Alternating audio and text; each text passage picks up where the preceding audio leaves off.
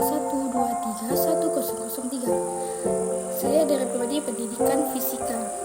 Di sini saya akan menjelaskan dua jurnal. Yang pertama, jurnal itu berjudul Pengaruh Paparan Sinar Ultraviolet Terhadap Kesehatan Kulit dan Udara, Upaya Pencegahannya.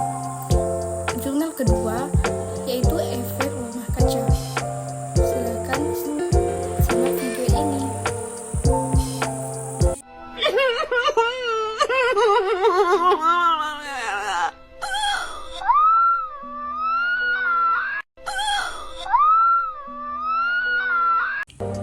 Halo, kembali lagi dengan saya Justini. Di sini saya akan menjelaskan dua jurnal.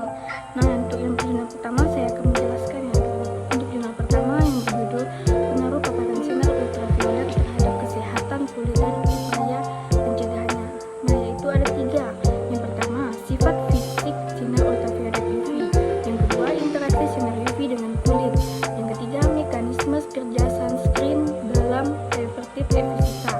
Nah, untuk sifat sinar ultraviolet adalah gelombang elektronik yang memiliki panjang gelombang lebih pendek dari cahaya tampak, tetapi lebih panjang dari sinar X. Berdasarkan gelombangnya, sinar UV dibagi menjadi tiga. Untuk yang pertama, UVA 315-400 mm merupakan jenis UV dengan panjang gelombang paling panjang, mampu menembus lebih dalam ke lapisan kulit dan berkonstruksi terhadap pelemuan dini serta kanker kulit. Untuk yang kedua, UVB 280-315 memiliki energi lebih tinggi dibandingkan UVA dalam menyebabkan surbun serta merusak DNA sel kulit. Yang ketiga, UVC 100-280 nm merupakan jenis UV yang paling berbahaya, tetapi sebagian besar diserap oleh lapisan ozon dan tidak mencapai permukaan bumi. Untuk yang kedua, interaksi sinar UV dengan kulit. Ketika sinar UV mengenai kulit, foton dengan energi tinggi dapat menyebabkan eksitasi elektron dalam molekul kulit, memicu reaksi kimia seperti pembentukan radikal bebas yang dapat merusak sel dan DNA. Untuk yang ketiga, mekanisme kerja sunscreen dalam perspektif fisika dibagi dua, yaitu sunscreen kimiawi mengandung senyawa seperti oxybenzone atau avobenzone yang menyerap sinar UV, mengubahnya menjadi panas melalui proses fotokimia. Untuk yang kedua, sunscreen fisik mengandung partikel seperti titanium dioksida atau zinc yang bekerja dengan cara menentukan dan menyebarkan sinar UV sehingga tidak menembus kulit. Dari sudut pandang fisika, sunscreen fisik bekerja berdasarkan fenomena refleksi dan berkembang bergelombang elektromagnetik, sementara sunscreen kimiawi berfungsi berdasarkan prinsip absorpsi foton dan konversi energi. Untuk jurnal kedua, efek rumah kaca. Dalam fisika, penelitian ini berkaitan dengan beberapa konsep dasar seperti hukum kekekalan energi, mekanika fluida, termodinamika, dan efek rumah kaca. Yaitu ada 5. Yang pertama, hukum kekekalan energi dan efisien mesin. Yang kedua, mekanika fluida dan pembakaran bahan bakar.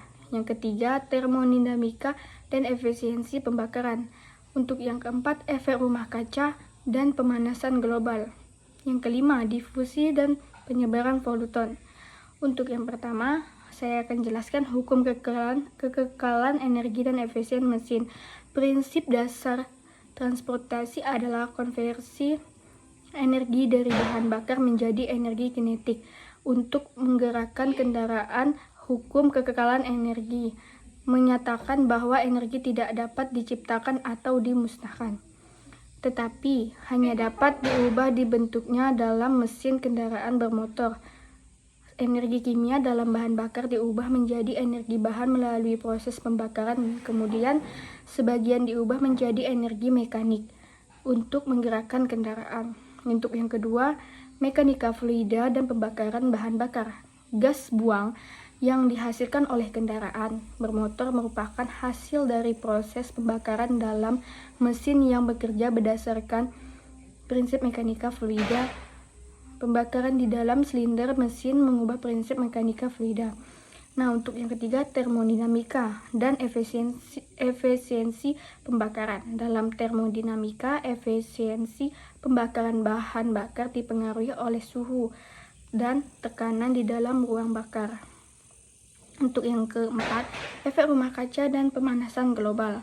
Gas buang kendaraan bermotor berkontribusi terhadap efek rumah kaca. Kaca yang merupakan fenomena fisika di mana gas tertentu di atmosfer seperti CO2, NOA, NOx, dan SO2 menyerap dan merangkap radiasi inframerah dari matahari.